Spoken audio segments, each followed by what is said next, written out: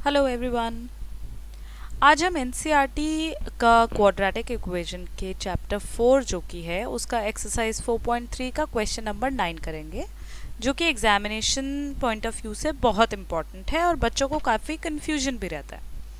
अब question basically ये कहता है, आप टैंक देख रहे हैं और टैंक में आप फिगर से क्या देख रहे हैं कि दो टैप्स हैं और दोनों से पानी आ रहा है। बट एक छोटी सी चीज़ है जिसमें आपको समझनी है कि एक टैप का डायामीटर बड़ा है और एक टैप का डायामीटर छोटा है। अब बड़ा डायामीटर मीन्स ज़्यादा पानी, छोटा डायामीटर मीन्स कम पानी। और अगर इंडिविजुअली टाइम की बात करें तो अगर ये बड़ा टैप जिसका बड़ा डायामीटर है वो कम टाइम लेगा पानी भरने में क्योंकि वो ज़्यादा पानी दे रहा है, तो इसका जो टाइम है टाइम कम होगा। अगर इंडिविजुअली ये टाइम लेगा तो जो बड़ा डायमीटर वाला टैप है वो कम टाइम लेगा, लेस टाइम लेगा। और अगर इंडिविजुअली हम इस बिगर टैप की बात करेंगे तो ये मोर टाइम लेगा क्योंकि डायमीटर छोटा है, पानी कम आ रहा है उससे, तो ये ज़्यादा टाइम लेगा। ओके, सिंपल सी बात है। अब एक बार क्वेश्चन समझते हैं। क्वेश्चन में क्या बोला है कि 2 water taps together can fill a tank in 9 3/8 hours. तो अगर ये दोनों के दोनों एक साथ अगर इस पानी को फिल कर रहे हैं तो जो टोटल टाइम इनको लग रहा है वो 9 3/8 आवर्स लग रहा है। 9 3/8 को अगर आप और सिंप्लीफाई करेंगे तो 9 8 72 प्लस 3 75/8 आवर्स इसको लगे। दोनों टैप अगर ऑन है और वो इस टैंक को फिल कर रहे हैं तो 75/8 आवर्स लग रहे हैं। ओके, आगे पढ़ते हैं। The tap of larger diameter, larger diameter वाला टैप कौन सा है? ये वाला।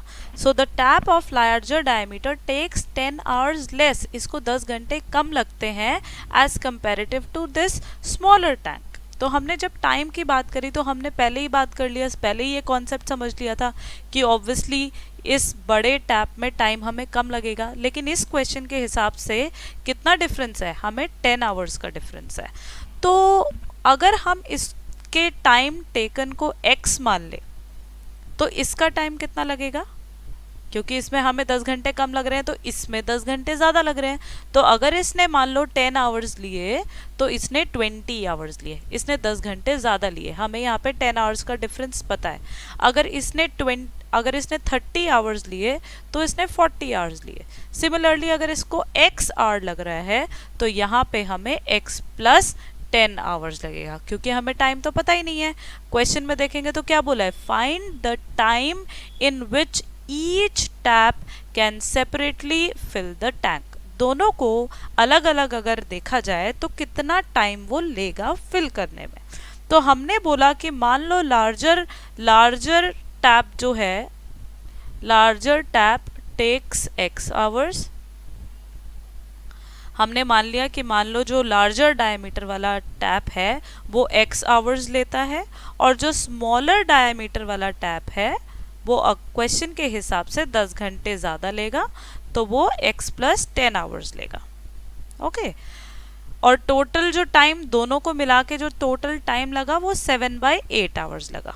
ओके, अब इस टाइप के क्वेश्चन को सॉल्व करने के लिए आपको टोटल से 1 आवर का निकालना पड़ेगा। तो अगर टोटल टाइम उसे x आवर्स लगा तो अगर आप 1 आवर का जानना चाहो कि 1 आवर में इंडिविजुअली कितना लगा होगा तो लार्जर वाला लेगा 1/x और स्मॉलर वाला लेगा 1/x प्लस 10, और जो टोटल हमें 75/8 लग रहे हैं वो 1 आवर में 8/75 पार्ट्स उसके फिल होगा।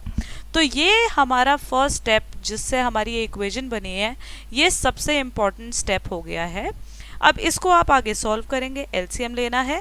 एलसीएम लिया तो x into x plus 10, cross multiply x plus 10 इधर आ गया, plus x is equal to 8/75।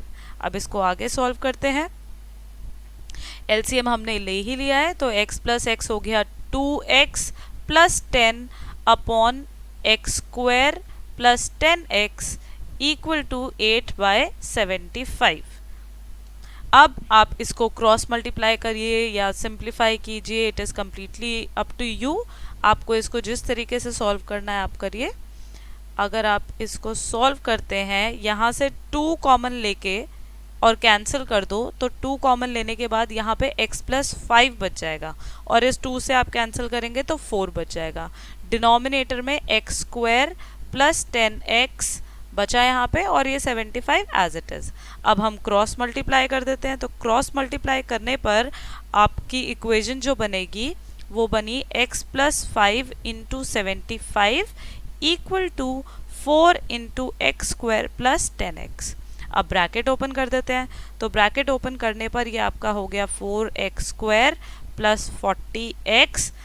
एक साथ आप एक तरफ शिफ्ट कर दीजिए, इस x को अगर आप यहाँ शिफ्ट कर देंगे तो ये माइनस 75x बन जाएगा और ये माइनस 5 इंटू 75 यहाँ पे बच गया इक्वल टू 0। अब 40 माइनस 75 आप सिंप्लीफाई करेंगे तो ये माइनस 35 बन जाएगा और उसके बाद आपकी जो क्वाड्रेटिक इक्वेशन बनेगी आप उसको सॉल्व करेंगे, तो 4x square minus 35x minus 5 into 75 equal to 0। अब क्वाड्रेटिक बाय फैक्टराइजेशन मेथड से आप इसको सॉल्व कर देते हैं, तो 35 के फैक्टर्स आप 5 इंटू 75 इंटू 4 के फैक्टर्स बनाने पड़ेंगे ताकि सम माइनस 35 आ जाए। तो आप इसको सॉल्व करके माइनस 35 को क्या लिख सकते हैं, minus 60x plus 25x minus 5 into 75 equal to 0। अब आप कॉमन लीजिए, कॉमन लेने के बाद जब आपने इसमें से 4 और x, इन दोनों में से 4 और x कॉमन लिया, 4x इंटू ब्रैकेट में बचा x माइनस 15। सिमिलरली आप यहाँ पे क्या कॉमन ले सकते हैं, 25 कॉमन ले सकते हैं, तो यहाँ पे भी बच गया x माइनस 15 इक्वल टू 0। अब दोनों में x माइनस 15 कॉमन आ गया, तो आपने x माइनस 15 कॉमन ले लिया इधर से और ब्रैकेट में आपके पास बच गया 4x प्लस 25 इक्वल टू 0। अब जब दोनों का प्रोडक्ट 0 है तो आप या तो x प्लस 15 इक्वल टू 0 कहेंगे या आप 4x प्लस 25 इक्वल टू 0 कहेंगे। इसको फर्दर सॉल्व किया तो x इक्वल टू माइनस 15 आ गया। ओ यहाँ पे ये x माइनस 15 था, तो x माइनस 15, ये x माइनस 15 है, तो आपने सॉल्व किया ये x प्लस 15 आ गया और इसको सॉल्व किया तो x equal to minus 25 by 4 आ गया। अब x हमने बेसिकली टाइम लिया था और टाइम कभी नेगेटिव में नहीं हो सकता, तो दिस इज नॉट पॉसिबल, ये तो पॉसिबल ही नहीं है क्योंकि टाइम नेगेटिव में नहीं हो सकता। तो हमारे पास क्या बचा कि x 15 आया, x 15 आवर्स लगे, तो 15 आवर्स किस में लगे, हमें बड़े वाले टैंक में लगे क्योंकि हमने लार्जर टैंक को लिया था। तो अब अगर आपको स्मॉलर टैंक का जानना है तो स्मॉलर टैंक हमें पता है कि वो 10 आवर्स एक्स्ट्रा ले रहा है, तो 15 प्लस 10 इक्वल टू 25 आवर्स।